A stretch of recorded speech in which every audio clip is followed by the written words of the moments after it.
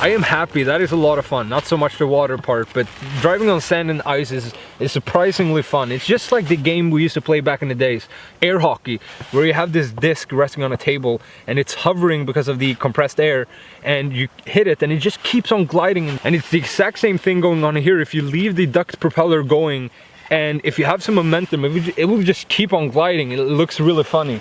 If we did the waterproofing right, everything should still work.